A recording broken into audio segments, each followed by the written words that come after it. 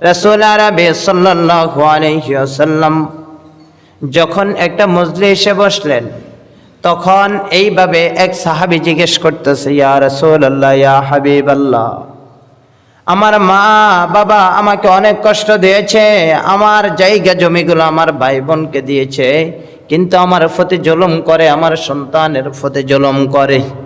এখন আমি কাকে সম্মান করব, কাকে মহব্বত করব, কাকে আমি আদর করব, কার অন্তরের মাধ্যমে থাকব? রাসূল আরবি সাল্লাল্লাহু আলাইহি ওয়াসাল্লাম বলেন, তুমি তোমার মাকে সম্মান করবা, তোমার মা বাবাকে ইহসান করবা, তোমার মা বাবার প্রতি যত্ন নেবা।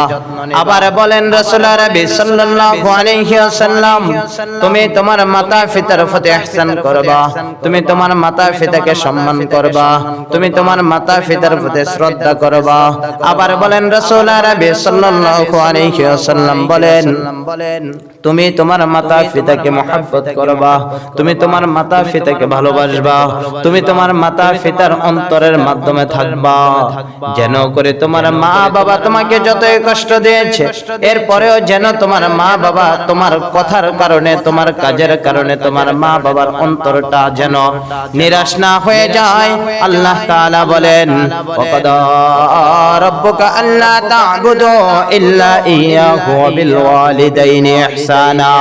ও বান্দারা, তোমরা যদি আমি আল্লাহকে ভালোবাসো, এর সাথে সাথে তোমরা যখন আমার জন্য দোয়া চাও, আমার কাছে যখন দোয়া চাও, তোমরা এর সাথে প্রাসঙ্গিকভাবে তোমার মা বাবার জন্য দোয়া চাও। সুবহানাল্লাহ, সুবহানাল্লাহ। তুমি যখন আমি আল্লাহকে একবার ডাক দাও, তোমার মা বাবার জন্য দোয়া চাও, আমি আল্লাহ তাআলা তোমার মা বাবার যে নেকিগুলো তোমার মা বাবার আমলনামার মাধ্যমে তোমার যে নেকি হয়েছে, এর অর্ধেক পরিমাণ তোমার মা বাবার আমলনামায় লিখিয়া দিলাম। মা বাবাকে ইহসান কেমন করবে? রাসূল আরবি সাল্লাল্লাহু আলাইহি ওয়াসাল্লামের কাছে এক যুবক চলে আসলেন।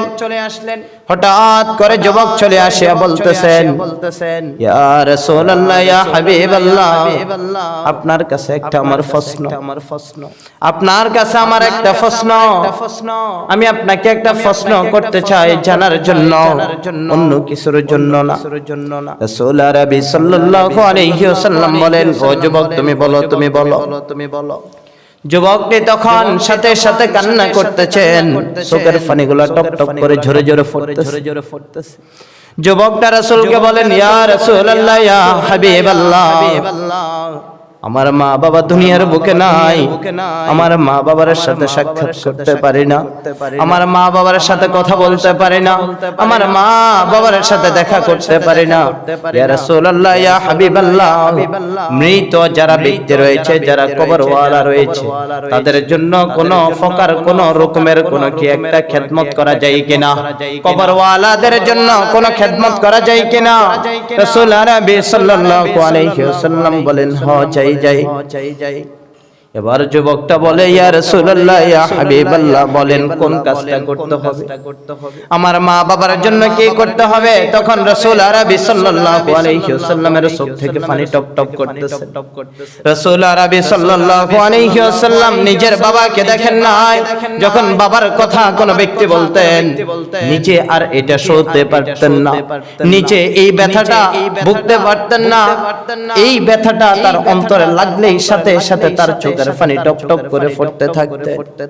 রাসূল আরবি সাল্লাল্লাহু আলাইহি ওয়াসাল্লাম বলেন, ও যুবক, তুমি কেন হঠাৎ করে কান্না করতেছো? তোমার মা বাবার জন্য কেন তুমি খেদমত করতে চাইছো?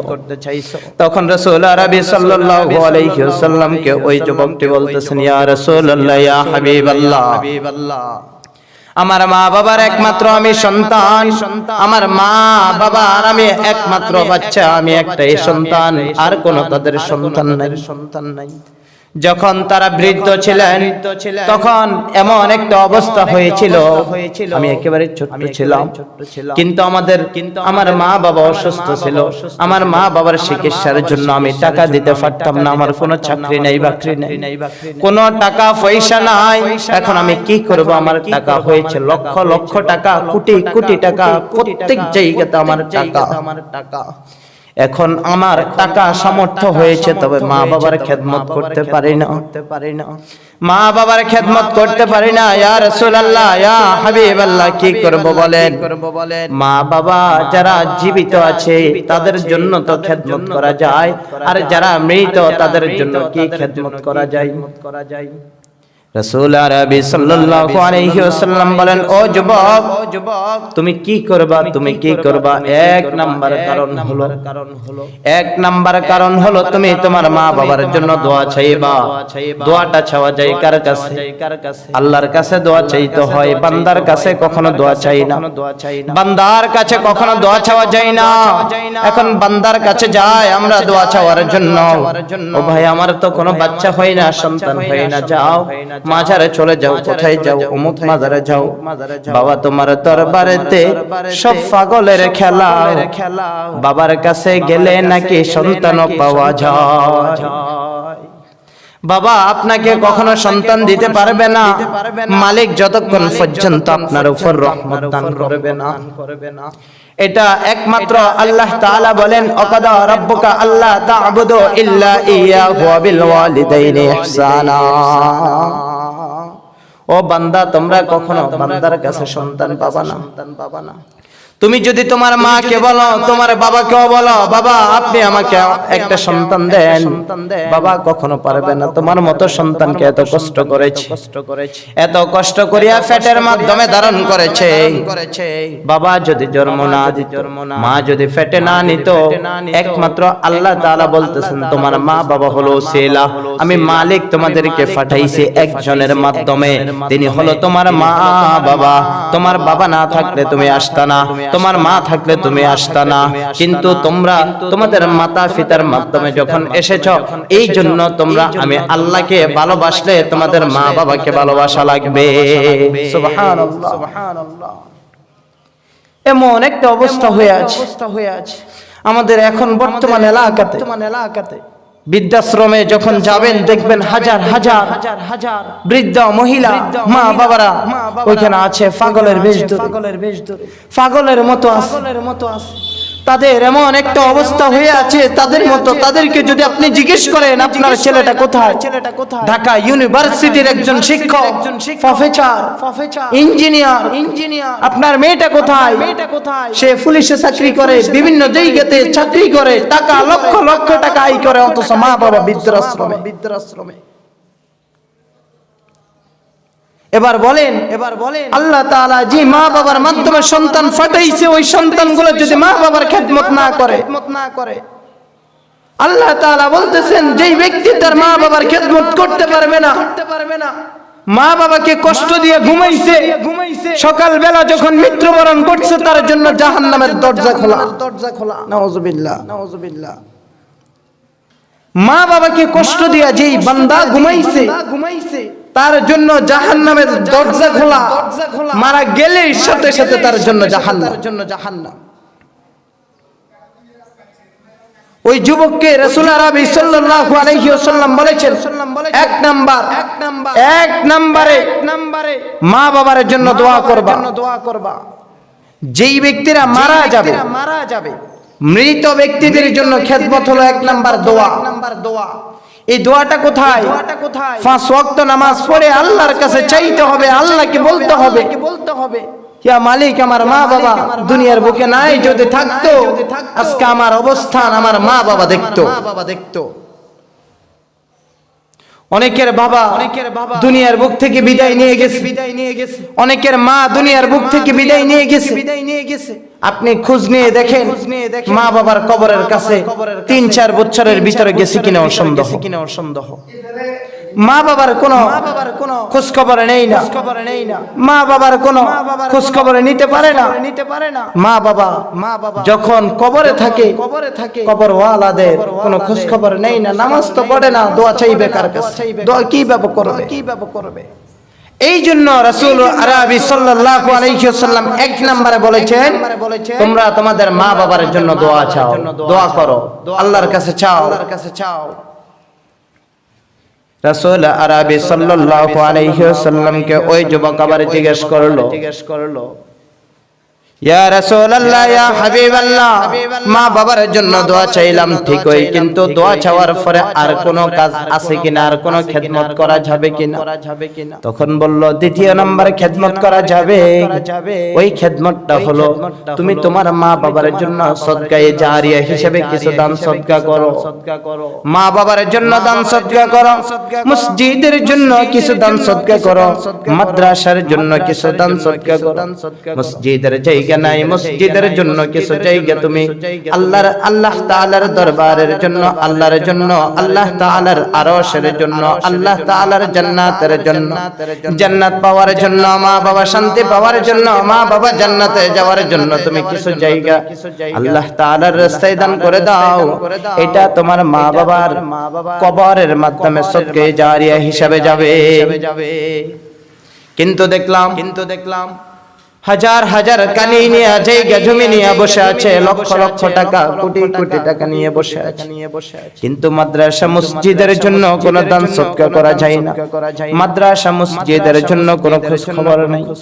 মাদ্রাসার জন্য চাইলে আমার নাই, মসজিদের জন্য চাইলে আমার নাই। আল্লাহ তাআলা বলেন বান্দা তোর যেন নাই নাই বললে আমি আল্লাহ তাআলা তোর নাই করে দিলাম। অনেকেই দেখেন হাজার হাজার লক্ষ লক্ষ টাকা, কোটি কোটি টাকা নিয়েও তারা শান্তিতে বসতে পারে না, ঘুমাইতে পারে না, থাকতে পারে না।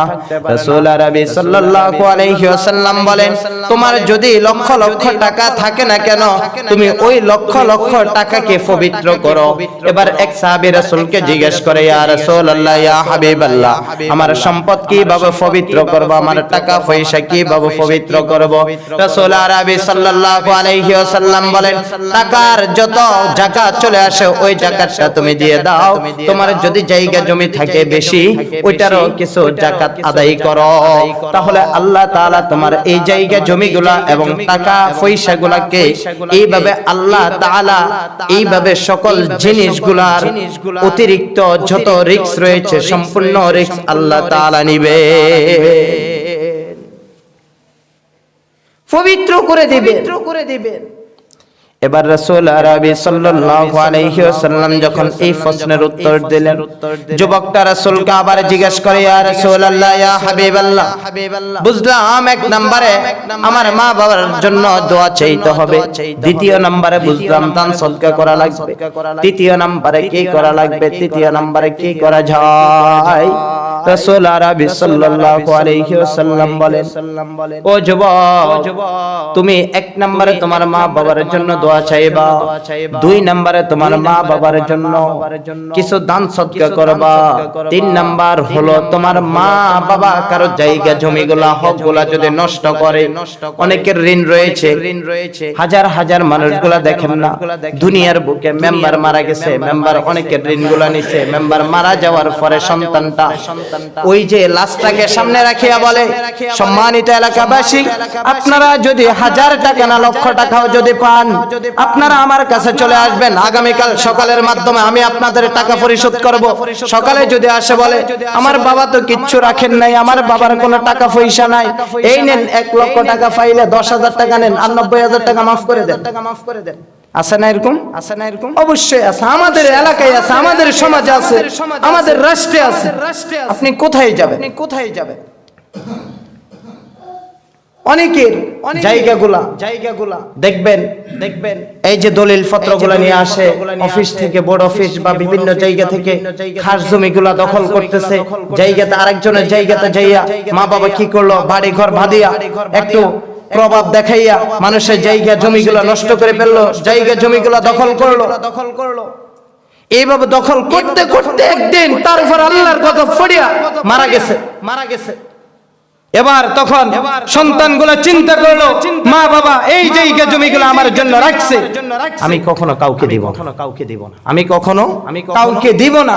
এবার তখন আল্লাহ তাআলা তার মতো বান্দা বান্দিকে জাহান্নামের আগুনে, ওই লেলিহাল আগুনের মাধ্যমে নিক্ষেপ করিয়া তাকে শাস্তি দিতেছে আর বলতেছে দুনিয়ার বুকে মানুষের জায়গা জমিগুলো তুই দখল করছস, মানুষকে কষ্ট দিয়েছস, মানুষের ঋণ নিয়ে টাকাগুলো পরিশোধ করিস নাই, আর আজকে তুই আগুনের মাধ্যমে জ্বলন্ত এই আগুনের মাধ্যমে কষ্ট কর, আর তোর সন্তানগুলা এইগুলা যদি পরিশোধ করে তোর জন্য জান্নাত।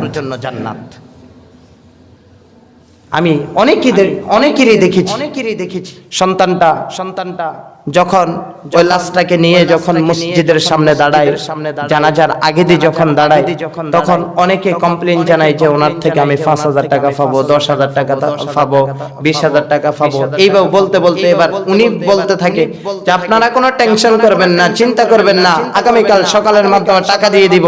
এবার লাশটাকে তারা কি করলো, মাটি দিয়ে দিল। মাটি দেওয়ার পরে এটার কোনো খোঁজ খবর নাই। আপনি কেন আপনার সন্তানের জন্য এত লক্ষ লক্ষ টাকা, কোটি কোটি টাকা দুনিয়ার বুকে রাখছেন? কেন এত জায়গা জমিগুলা মানুষের দখল করিয়া আপনি আপনার সন্তানের জন্য রাখলেন?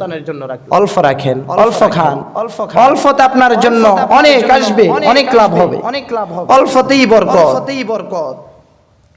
রাসূল আরবি সাল্লাল্লাহু আলাইহি ওয়াসাল্লাম বলেন, তোমার মা বাবা যদি কারো ঋণ থাকে, কারো যদি টাকা পয়সা যদি নিয়ে যায়, আর ওই টাকা পয়সা যদি খরচ করে ফেলে, তাদের ঋণ পরিশোধ করে দাও।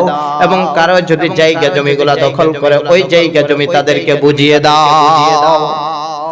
3 নাম্বার, মানুষের হক নষ্ট করা যাবে না, মানুষের হকগুলা পরিপূর্ণ আদায় করে দিতে হবে। এবার রাসূল আরবি সাল্লাল্লাহু আলাইহি ওয়াসাল্লাম কে বলেন, ইয়া রাসূলুল্লাহ, ইয়া হাবিবাল্লাহ, 3টা আমল বুঝেছি, 3টা ইবাদত বুঝেছি, 3টা খেদমত বুঝেছি, আর কোন খেদমত আছে কিনা? তখন রাসূল আরবি সাল্লাল্লাহু আলাইহি ওয়াসাল্লাম বলেন, ও যুবক, 3টা ইবাদতের পরে, 3টা আমলের পরে, 3টা খেদমতের পরে 4th নাম্বার আরেকটা খেদমত রয়েছে। 4th নাম্বার খেদমত রয়েছে, এটাই তোমার ভাই বোনের যে হকগুলা রয়েছে, হকগুলা আদায় করা। ভাই বোনের হকগুলা তুমি পরিপূর্ণ আদায় করে ফেলা। এখন বর্তমান আমাদের বাংলাদেশে এমন হয়ে আছে, পৃথিবীর বুকে এমন হয়ে আছে, যখন বাবা মা মারা যায়, বোনটা যখন হকের জন্য আসে, তখন বলতে থাকে, বোন রে, এমন একটা অবস্থায় আছি, তোর ভাইজি বাতিজি এবং তোমার বাতিজাগুলা কিভাবে খাবে, সামনের ভবিষ্যৎ কিভাবে চলবে, এই জন্য তোমাদেরকে এখন দেওয়া যাবে না। আর তাদেরকে যদিও দেওয়া যায়, অল্প কিছু দিয়া বলে যে, বোন তুই আমারে মাফ করে দিস, আমার জায়গা জমিগুলা বেশি নাও এবং আমাদের ভবিষ্যৎ চলা লাগবে। আবার যদি বোন যদি যায়, বোন রে, তুই তো আমার কাছ থেকে যে হকগুলা নিতে আসছ, পরবর্তীতে ভাইয়ের বাড়িতে আসবি না, তুই যে ভাইয়ের থেকে যে হকগুলা নিতেছস, ভাইয়ের বাড়িতে আসবি না। বোনকে বলতেছে, আমি হক দিতে পারবো না, তুই তো আবার আসবি, তোর ভাইজি ভাতিজা এরা তো তোর খোঁটা দিবে। তার মানে এখন আমরা বুঝতে পারলাম যে মা বাবার হকগুলা ভাইয়ের কাছে রাখতে হবে, বোনগুলা যেন তাদের বাড়িতে যাইতে পারে। কিন্তু না, আল্লাহ তাআলা তো এইটা দেন নাই। আল্লাহ তাআলা এই খেদমত দেন নাই।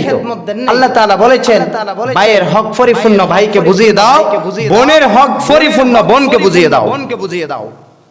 নথবা মানুষের হক আল্লাহ তাআলা কখনো মাফ করবে না। ওয়াল্লাহ, আল্লাহর কসম, মানুষের হক কখনো আল্লাহ তাআলা মাফ করবে না। 1 টাকা মেরে দিবেন দুনিয়ার বুকে থাকিয়া, মানুষের একটা জমি মেরে দিলেন, এটার জন্য আপনি শাস্তি দেওয়া লাগবে, শাস্তি ভোগ করা লাগবে। এবার তখন রাসূল আরবি সাল্লাল্লাহু আলাইহি ওয়াসাল্লাম যখন 4th নাম্বার একটা খেদমত দিয়েছেন, এবার আবার যুবকটা বলে, ইয়া রাসূলুল্লাহ, ইয়া হাবিবাল্লাহ, আর কোন আমল আছে কিনা, আর কোন খেদমত আছে কিনা? রাসূল আরবি সাল্লাল্লাহু আলাইহি ওয়াসাল্লাম বলেন, 6টা খেদমতের পর 5ম নাম্বার খেদমত রয়েছে। তোমার মা বাবা যখন মারা যাবে, তোমার মা বাবা মারা যাওয়ার পরে তোমার মা বাবার আত্মীয় স্বজনের খোঁজ খবর নেবা, মায়ের বোনের খোঁজ খবর নেবা, মায়ের মার খোঁজ খবর নেবা, মায়ের বাবার খোঁজ খবর নেবা, মায়ের ভাইয়ের খোঁজ খবর নেবা, মায়ের বোনের খোঁজ খবর নেবা, আত্মীয় স্বজন যারা রয়েছে মার, ওই মার আত্মীয় স্বজনের খোঁজ খবর নেবা। মিনিমাম সপ্তাহে 1 দিন হলো নেবা, সপ্তাহে 1 দিন না পারলে মাসে 1 দিন হলো নেবা। বাবা মারা গেছে, বাবার আত্মীয় স্বজনের খোঁজ খবর নেবা, বাবার ভাইকে শ্রদ্ধা করবা, বাবার ভাইয়ের খোঁজ খবর নেবা, বাবার মায়ের খোঁজ খবর নেবা, বাবার বাপের খোঁজ খবর নেবা, বাবার বোনের খোঁজ খবর নেবা, বাবার ভাতিজার খোঁজ খবর নেবা, আত্মীয় স্বজনের খোঁজ খবর নেওয়া লাগবে। 5ম নাম্বার খেদমত এটা। এবার রাসূল আরবি সাল্লাল্লাহু আলাইহি ওয়াসাল্লামকে ওই যুবক জিজ্ঞেস করতেছে, ইয়া রাসূলুল্লাহ, ইয়া হাবিবাল্লাহ, পঞ্চম নাম্বার খেদমত বুঝেছি, কিন্তু আর কোন খেদমত আছে কিনা? রাসূল আরবি সাল্লাল্লাহু আলাইহি ওয়াসাল্লাম বলেন, ষষ্ঠ নাম্বার খেদমত রয়েছে। পঞ্চম নাম্বারের পরে ষষ্ঠ নাম্বার খেদমত রয়েছে, তোমরা ষষ্ঠ নাম্বার খেদমত করা লাগবে। বলল যে খেদমত কি জিনিসটা? তখন বলল, ও যুবক, ষষ্ঠ নাম্বার খেদমত হলো তোমার বাবার যে বন্ধু বান্ধব গুলা রয়েছে, বাবার বন্ধু বান্ধব গুলাকে শ্রদ্ধা করবা, তাদের খোঁজ খবর নিবা। বাবার একজন বন্ধু ছিল, বাবার বন্ধুকে দেখলে সালাম দিবা, শ্রদ্ধা করবা, আসসালামু আলাইকুম ওয়া রাহমাতুল্লাহ। ও আঙ্কেল, আপনার সাথে আমার বাবার খুব ভালো সম্পর্ক ছিল, আজকে আমার বাবা নাই, আপনি আমার বাবার মতো এরকমই সমতুল্য, কিন্তু আপনাকে শ্রদ্ধা করা লাগবে। আমি জানি বাবা, আপনি আমার বাবাকে মাফ করে দিন। ভাইয়া, আপনি আমাকে মাফ করে দিন। দাদা, আমার বাবাকে মাফ করে দিন। আত্মীয় স্বজনকে বলা লাগবে, আমার বাবাকে মাফ করে দিন, আমার মাকে মাফ করে দিন। রাসূল আরবি সাল্লাল্লাহু আলাইহি ওয়াসাল্লাম ছয়টা এক যুবককে উপদেশ দিলেন, ছয়টা খেদমত আল্লাহর দরবারে কবুল হয়। এই ছয়টা খেদমত যে ব্যক্তি করতে পারবে, তার জন্য সকালে মারা গেলে, বিকালে মারা গেল, রাত্রে কবর রাখলো, তার জন্য জান্নাতের দরজা খোলা। সুবহানাল্লাহ। রাসূল আরবি সাল্লাল্লাহু আলাইহি ওয়াসাল্লামের কাছে আরেকটা যুবক আসলো। এভাবে রাসূলকে জিজ্ঞেস করতেছে, ইয়া রাসূলুল্লাহ, ইয়া হাবিবাল্লাহ, আমার মা আমার বাবা এমন হয়ে আছে, আমার মা বাবা আমাকে জায়গা জমিগুলা কিছুই দিচ্ছে না। আমার মা বাবা আমার ভাইয়ের বাচ্চাদেরকে বেশি শ্রদ্ধা করে, মহব্বত করে, তাদেরকে বেশি আদর করে, কিন্তু এখন আমি কি আমার মা বাবাকে শ্রদ্ধা করতে পারবো কিনা? রাসূল আরবি সাল্লাল্লাহু আলাইহি ওয়াসাল্লাম বলেন, হে যুবক, তোমার মা যদি তোমাকে কষ্ট দেয়, তোমার বাবা যদি তোমাকে কষ্ট দেয়, তোমার মা বাবা যদি তোমার প্রতি জুলুম করে, এরপরেও তুমি তোমার মা বাবার প্রতি জুলুম করতে পারবে না। তোমার মাতা পিতাকে ইহসান করা লাগবে। আল্লাহ তাআলা বলেন, ওমা খালাকাতুল জিন্না ওয়াল ইনসা ইল্লা লিয়াবুদুন। ও মানুষেরা, তোমরা তোমাদের মাতা পিতাকে ইহসান করো। ওমা খালাকাতুল জিন্না ওয়াল ইনসা ইল্লা লিয়াবুদুন।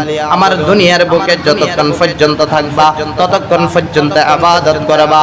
ইবাদত গুলা কেমন হতে পারে? ইবাদত গুলা মায়ের জন্য করবা, বাবার জন্য করবা, নিজের জন্য করবা, প্রতিবেশীর জন্য করবা, আত্মীয় স্বজনের জন্য করবা। যতক্ষণ পর্যন্ত ইবাদত করবা না, ততক্ষণ পর্যন্ত জান্নাত পাবে না। আল্লাহ তাআলা আমাদেরকে পাঠাইছে একমাত্র ইবাদতের জন্য, ইবাদত করার জন্য। যার মা বাবা দুনিয়ার বুকে বেঁচে আছে, তাদের জন্য আমরা যথেষ্ট পরিমাণ চেষ্টা করব, যথেষ্ট পরিমাণ চেষ্টা করব। আজকে বাড়িতে যাব, মাকে একটা সালাম দেব, মা আপনার অবস্থান কেমন? আপনি কি সুখে আছেন কিনা, ভালো আছেন কিনা, আপনার কি লাগবে? মায়ের খোঁজ খবর নেওয়া লাগবে, বাবার খোঁজ খবর নেওয়া লাগবে, তাদেরকে জিজ্ঞাসা লাগবে যে আপনাদের কিছু লাগবে কিনা। কিছু লাগলেই তাদেরকে নিয়ে দিতে হবে। মা যদি আপনার কাছে বিরাট অঙ্কের একটা যদি তারকাও চায়, আপনি চেষ্টা করতে হবে এই তারকা আনে আপনার মাকে দেওয়ার জন্য। আপনার বাবা যদি একটা চাঁদ চায়, ওই চাঁদটাকে আনার জন্য চেষ্টা করা লাগবে। যেটা কখনো সম্ভব না, ওইটাকে সম্ভব করার চেষ্টা করা লাগবে। ওইটাকেই চেষ্টা করা লাগবে। আমরা আজ থেকে ইনশাআল্লাহ আমাদের মা বাবা যারা জীবিত আছে, তাদের জন্য সর্বোচ্চ পরিমাণ মহব্বত করব, তাদেরকে আমরা ভালোবাসবো, তাদের কথা মতো চলবো। এবং যারা মৃত অবস্থায় আছে, তাদের জন্য আমরা 6টা খেদমত করব ইনশাআল্লাহ। সবাই রাজি আছি তো ইনশাআল্লাহ? আল্লাহ তাআলা প্রত্যেককে এই কথাগুলা বুঝার জন্য তৌফিক দান করুন। সকলে বলি আমিন।